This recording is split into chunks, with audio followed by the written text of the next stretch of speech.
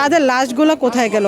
লাশ অবস্থায় হোক, জীবিত অবস্থায় হোক বা আহত অবস্থায় হোক, আমরা আমাদের সন্তানকে ফিরে পেতে চাই। আর রাত্রে 2:30 বাজে অ্যাম্বুলেন্স নিয়ে হচ্ছে তারা লাশ নিতে আসে কেন? আমার মেয়ের নাম হচ্ছে আফিয়া রহমান রাইসা, নার্সারিতে পড়ে, ইংলিশ ভার্সনে। আমার মেয়ের সাথে অনেক সহপাঠী আছে যারা এখনও আহত হয়েছে, নিহত হয়েছে, কিন্তু তাদের খোঁজ খবর নেওয়ার জন্যই মূলত আজকে এখানে আসা। কিন্তু হচ্ছে আমাদেরকে আজকে ঢুকতে দেওয়া হচ্ছে না। স্কুলের পুরো পাশেই হচ্ছে সিল করে দেওয়া হয়েছে। কিন্তু এই কারণটা হচ্ছে কেন? আমরা গার্জিয়ান যারা আছি আমাদের তো উচিত ওইখানে ঢুকতে দেওয়া, তাই না? তো এখন কেন ঢুকতে দেওয়া হচ্ছে না? আর হচ্ছে অনেক মা বাবার ভাই বোনের আত্মীয় স্বজন এখানে খোঁজ পাওয়া যাচ্ছে না। তারা কোথায় গেল? সকালবেলা স্কুলে যেহেতু ওরা রেডি হয়ে এসেছে ক্লাস করার জন্য, ক্লাসও করেছে, কিন্তু আমার কথা হচ্ছে কেন বেরোতে পারছে না এখন? তাদের লাশগুলো কোথায় গেল? আমরা চাই যে ঘটনাটা ঘটেছে সুস্থ একটা তদন্ত হোক।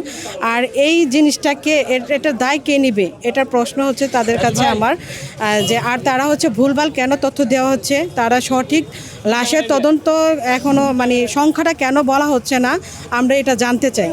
হ্যাঁ, আর হচ্ছে আমাদের বাচ্চাদের যে অবস্থায় থাকুক না কেন, আমরা আমাদের সন্তানকে ফিরে পেতে চাই।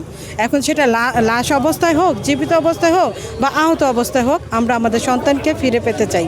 যুক্তরাষ্ট্রের 1 নম্বর জিম চেইন গোল্ড জিম এখন আবারও বাংলাদেশে। বসুন্ধরা আবাসিক এলাকা ও বসুন্ধরা সিটি শপিং মলে 31 জন অসম্ভব, কারণ হচ্ছে যে কয়টা ক্লাসের মধ্যে প্লেনটা ক্রাশ করেছে এটার মধ্যেই তো হচ্ছে 30-60 জন করে যদি ধরা হয়, তাহলে এখানে তো অলরেডি 60 জন তো এমনি স্পটেড। তারপর হচ্ছে যে দোলনার মধ্যে যে বাচ্চাগুলো ছিল, গার্জিয়ান ছিল, গার্জিয়ানও তো নিহত হয়েছে। তো এইগুলা কোথায়? এই লাশগুলো কোথায় গেল? তারা আবার হচ্ছে সন্ধ্যা 8টা বাজে হচ্ছে তারা অভিযান শেষ করে দেয়, আর রাত্রে 2:30 বাজে অ্যাম্বুলেন্স নিয়ে হচ্ছে তারা লাশ নিতে আসে কেন? এটা কেন করবে? তারা অভিযান শেষ করে তারা হচ্ছে রাত্রে 2:30 বাজে অ্যাম্বুলেন্স নিয়ে কেন আসবে? তো এই লাশগুলো কোথায়? এটাই আমরা জানতে চাই। আর হচ্ছে মিডিয়াদের কাছে হচ্ছে একটাই অনুরোধ, আপনারা সুষ্ঠু তদন্ত করেন এবং সুষ্ঠু একটা আছে যেটাই লিগ্যাল সত্য আপনারা সেটাই তুলে ধরেন। এখানে হচ্ছে অনেক লাশ গুম করা হচ্ছে, এটা কেন? আর হচ্ছে আমরা তো আর মিথ্যা বলবো না, আমাদের সন্তান তো রেডি করে হচ্ছে সকালে স্কুলে পাঠিয়েছি, তাই না? তো এইখানে তারা মিথ্যা কথা বলতেছে যে এদেরকে নাকি পাওয়া যাচ্ছে না। তা পাওয়া না গেলে সেটা কোথায়?